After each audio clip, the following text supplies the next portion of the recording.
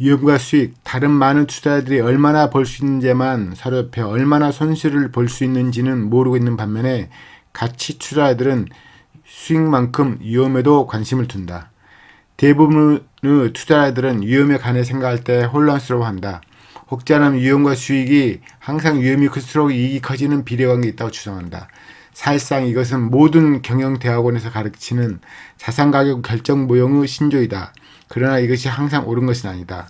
다른 이들은 위험을 증권가격 변동 리스크를 강조하는 변동성과 동일시하는 오류를 범한다. 이들은 과대평가, 판단실수, 잘못 운영되는 투자 포트폴리오로부터의 위험들을 무시하고 있다.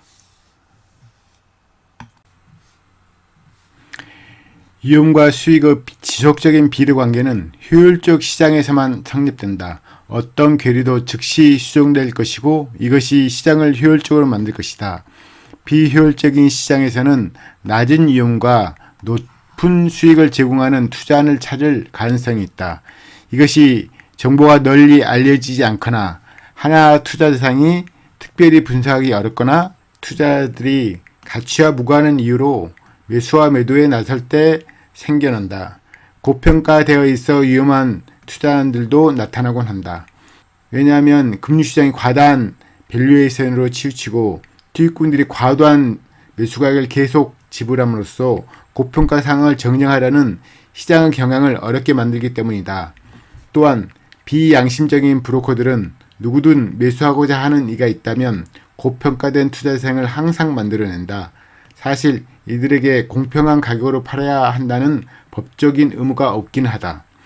시장이 비효율적이기 때문에 거래 당시에 투자자들이 위험의 수준을 쉽게 선택할 수 없고 수반되는 수익이 반영된 것인지 자신할 수는 없다.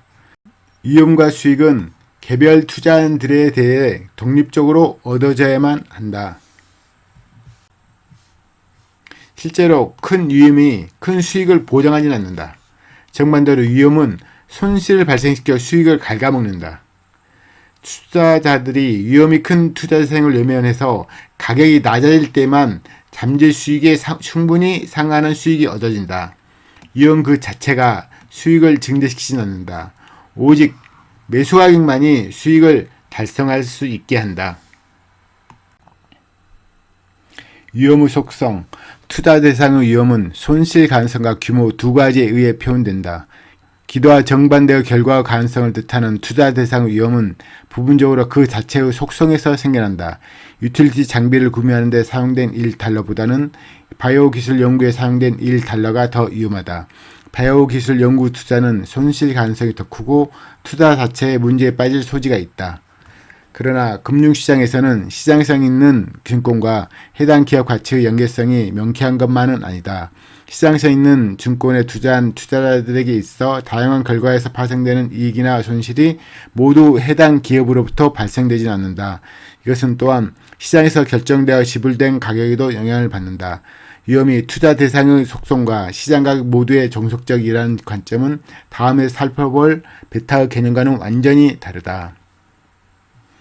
그러니까 기본적으로 위험이 어떤가를 알아야 되니까요.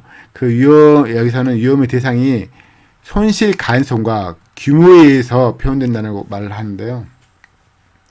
그러니까 투자 대상 위험이 이게 어렵게 설명한 건데 쉽게 말해서 투자 대상 자체에서 위험이 있다는 거죠.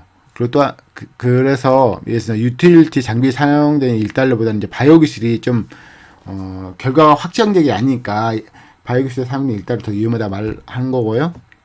그러니까 기본적으로 이제 투자 대상 위험은 손실 가능성 규모에 의해서 표현되는 것과 더불어서 그 투자 대상 자체에서 위험이 더 발생하는데요. 일테면 예를 들어서 투자 대상 유틸리티 장비에 사용된 1달러는 바이오 기술에 사용된 1달러보다 더 위험하다는 말을 한 거고요. 근데 여기 보면 그 자체에서 속성에서 기업 자체의 속성에서 위험이 발생한다고 말했지만 그걸로만은 발생되지 않고요. 또한 지불한 가격에도 그러니까 쉽게 말해서 그 기업 자체의 위험성도 있지만 주식 가격을 비싸게 사버리면 그것도 위험하다는 거죠. 그래서 위험이란 게 투자 대상 속성 이 투자자의 어떤 것과 더불어서 시장 가격 이 모두 두 가지 다에 이제 위험성이 있다는 거죠. 증권 분석가들은 투자 대상의 위험과 수익을 정확하게 결정하려고 하지만 이것은 성과를 통해서만 정당화될 수 있는 것이다. 대부분의 투자에 있어서 이익의 크기는 만기나 매도 이후에만 알려진다. 예를 들어 1년 만기 6% 미재무부 단기 채권이 1년 후에 6% 이자를 준다는 것처럼 가장 안전한 투자만이 매수 시점에서 수익을 알 수 있을 뿐이다. 더 위험한 투자하는 결과는 수익이 계산되고 난 후에야 알려질 수밖에 없다.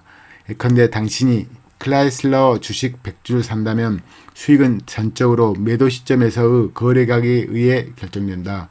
그 이후에나 수익이 계산될 수 있다. 그러나 수익과 달리 위험은 투자의 마지막 시점에 확정되는 것도 아니고 시작 시점에서 알 수 있는 것도 아니다. 위험이 하나의 숫자로 쉽게 묘사될 수는 없다. 우리는 개별 투자마다 위험 수준이 다르다는 것을 직관적으로 알고 있다. 정부 채권은 첨단 기술 기업의 주식만큼 위험하지 않다. 그러나 식품 포장지에 영양 정보가 적혀 있는 것처럼 투자한 자체가 리스크에 대한 정보를 제시해 주지는 않는다. 네, 보통 증권 분석가들은 이제 위험과 수익에 대해서 정확히 알려고 하지만 이건 실질적으로는 성과를 나야지 그게 이제 위험이 있는 건지 수익이 나니까 알 수 있다는 그런 말씀을 하는 건데요.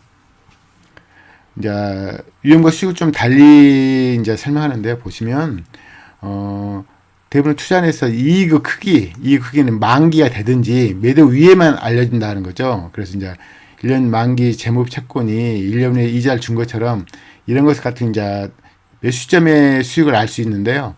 대부분 더 위험한 투자하는 결과는 수익이 난 이후에 계산되고 그 이후에 알려질 수밖에 없다는 거죠. 그래서 이제 클라이슬러 100주를 산다면 수익이 이제 매도 시점에 에서 거래 가격이 결정되는 거죠. 그래서 수익을 그때 이후에 이제 수익 계산할 수 있다는 거고요. 이제 또 수익과 달리 또 위험은 또 투자 말익 시점에 확정된 것도 아니고 시작 시점에 알 수 있는 것도 아니다. 위험이 하나의 숫자로 쉽게 표현할 수도 없고요. 개별 투자마다 위험 수준이 다르다는 것을 직관적으로 알 수 있다는 거죠. 예를 들어서 정부 채권은 이제 첨단 기술의 주식만큼 위험하지 않다는 걸 알 수 있고, 보통 식품 포장지에는 영양정보가 적혀 있어서 금방 다 알 수 있지만 투자한 자체로서 리스크한 정보를 제공하지 않다는 것을 말씀하는 거고요. 그보다 위험은 투자로부터 발생 가능한 손실의 가능성과 규모 분석에 따라 각각의 투자자들의 머릿속에 내재하는 인식이라고 할 수 있다. 만약 석유 탐구가 텅 빈 구멍이라고 입증된다면 위험하다고 불릴 것이다. 또한 채권의 디폴트나 주가 폭락도 위험하다고 여겨질 것이다. 그렇다고 광구가 석유로 가득 차 있거나 채권의 원리금 지급이 순조롭거나 주가가 폭등한다고 투자 시점에서 이것들이 위험하지 않다고 할 수 있을까? 절대 아니다. 요점은 대개의 경우 투자하는 위험은 결과가 나온 후에도 투자 시작 시점만큼 위험에 대해 알 수 없다는 것이다. 투자자들이 위험에 대처할 수 있는 방법이 몇 가지 있다. 적절하게 분산하고 필요하면 해지하고 안전 마진을 갖고 투자하라. 우리가 투자 대상의 위험에 대해 모두 알 수 없기 때문에 할인하여 투자하려고 노력해야 한다는 점은 명확한 논리이다. 박앤세일 요소들이 상황이 잘못되는 데 대한 쿠션이 되어줄 것이다. 그러니까 위험이란 것은 기본적으로 이제 투자로 발생하는 손실의 가능성과 규모가 얼마나 되느냐 그 분석에 따라서 각각 투자자들이 머릿속에 내리는 인식을 할 수 있다. 손실 가능성이 있느냐, 또 이제 그 규모가 적으면 위험하다 할 수 없잖아요. 근데 그래서 이제 규모가 좀 어느 정도 됐냐 그걸 감안해야 된다는 거고요. 이제 석유 탐사 광고가 텅 빈 구멍이라고 입증되면 위험하다고 하겠죠. 또 채권 디폴트나 주가 폭락도 위험하다고 여길 겁니다. 근데 이제 광고가 석유로 가득 차 있다고 하거나 채권 원리금 지금이 순조롭거나 주가가 폭등한다고 해서 투자 시점에서 이것을 위험하지 않다고 할 수 있을까? 이거 문제에 대해서 그건 아니다 말씀한 거고요. 그래서 이제 되게 투자하는 위험이란 것은 결과 나온 후에도 투자 시작 시점만큼 위험에 대해서 알 수 없다는 거죠. 그러니까 결과가 좋게 나온다고 해서 이제 위험하지 않다 이게 아니라는 거죠. 그래서 적절히 이제 위험을 정적이 컨트롤하기 힘들다는 말을 하는 거예요. 그래서 애초에 위험을 대처할 수 있는 방법을 강구하자. 그 방법으로는 이제 적절하게 분산하고 필요하면 해지하고 안전마켓을 투자하라. 왜냐하면 이제 위험에 대한 투자 위험에 대해서 속초에서 알 수 없기 때문에 애초부터 할인해서 투자해야 된다는 거죠. 그래서 이제 탈인하게 해서 이제 투자하게 된다면 혹시라도 상황이 잘못되어서도 거기에 대한 쿠션 역할을 한다는 거죠.